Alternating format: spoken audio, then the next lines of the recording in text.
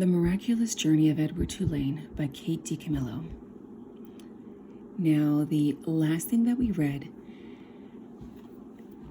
Nellie and Lawrence's daughter, Lolly, did not like the fact that Edward was being treated like a child by her parents.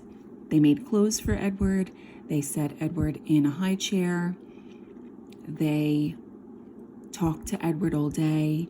They sang Edward lullabies and took him for walks at night. I would like for you to think about maybe why Lolly did that, what she was feeling. All right, and let's go ahead and keep reading. Edward ended up at the dump. He lay on top of orange peels, coffee grounds, rancid bacon, and rubber tires. The first night, he was on top of the garbage heap, and so he was able to look up at the stars and find comfort in their light. In the morning, a short man came climbing through the trash and rubble. He stopped when he was standing on top of the highest pile. He put his hands under his armpits and flapped his elbows. The man crowed loudly. He shouted, "Who am I? I'm Ernest.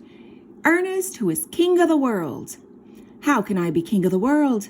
Because I'm king of the garbages, and garbage is what the world is made of. Ha, ha, ha. Therefore I am Ernest, Ernest, who is king of the world." And he crowed again.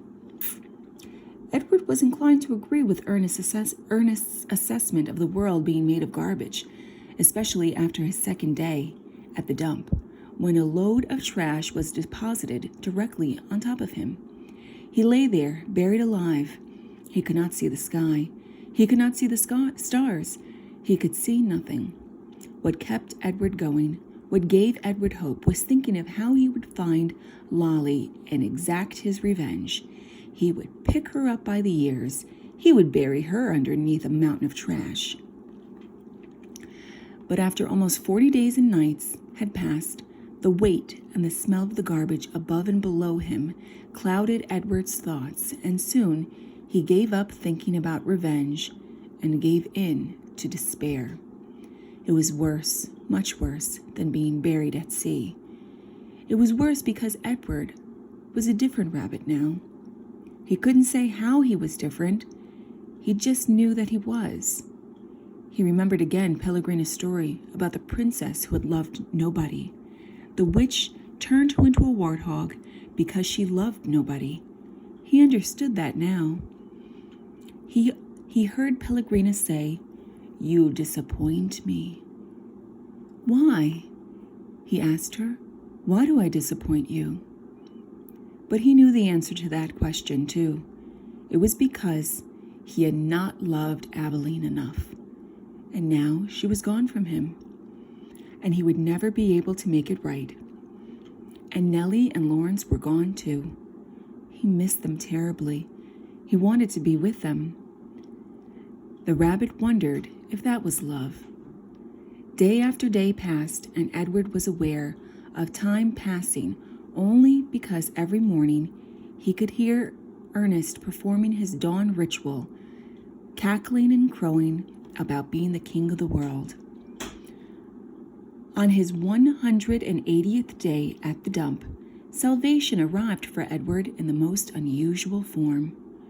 The garbage around him shifted, and the rabbit heard the sniffling and panting of a dog.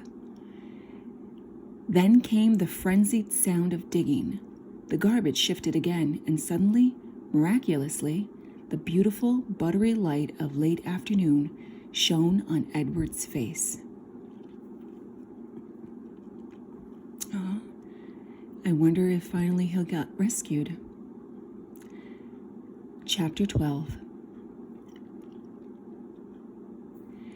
Edward did not have much time to savor the light, for the dog suddenly appeared above him, dark and shaggy, blocking his view. Edward was pulled out of the garbage by his ears, dropped, and then picked up again, this time around the middle, and shaken back and forth with a great deal of ferocity. The little dog growled deep in his throat, and then dropped Edward again and looked him in the eye. Edward stared back.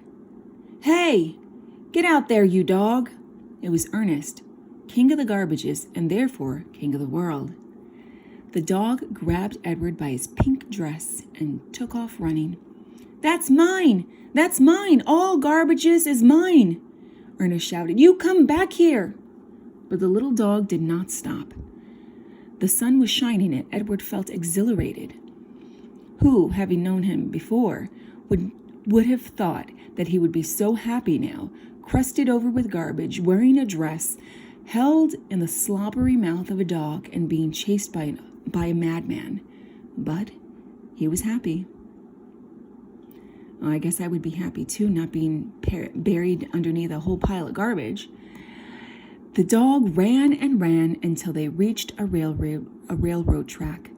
They crossed over the tracks, and there, underneath a scraggly tree, in the circle of bushes, Edward was dropped in front of a large pair of feet. The dog began to bark. Edward looked up and saw the feet were attached to an enormous man with a long, dark beard. What's this, Lucy? Said the man. He bent and picked up Edward. He held him firmly around the middle. Lucy, said the man, I know how much you enjoy rabbit pie. Lucy barked. Yes, I know. Rabbit pie is a true delight, one of the pleasures of our existence. Lucy let out a hopeful yip. And what we have here, what you have so graciously delivered to me, is definitely a rabbit, but the best chef in the world would be hard-pressed to make him into a pie. Lucy growled. This rabbit is made of china, girl.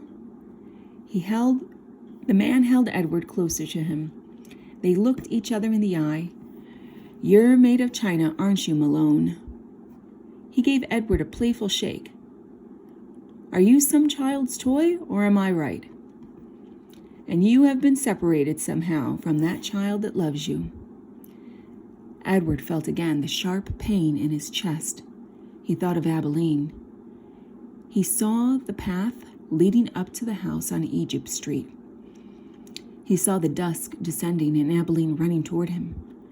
Yes, Abilene had loved him. So, Malone, said the man. He cleared his throat. You are lost. That is my guess.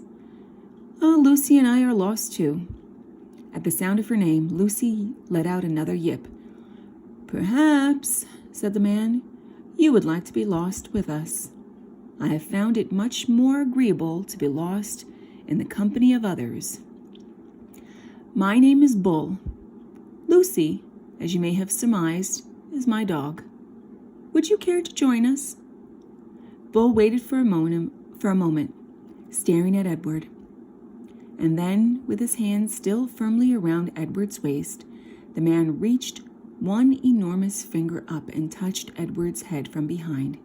He pushed it, so it looked as if Edward were nodding his head in agreement.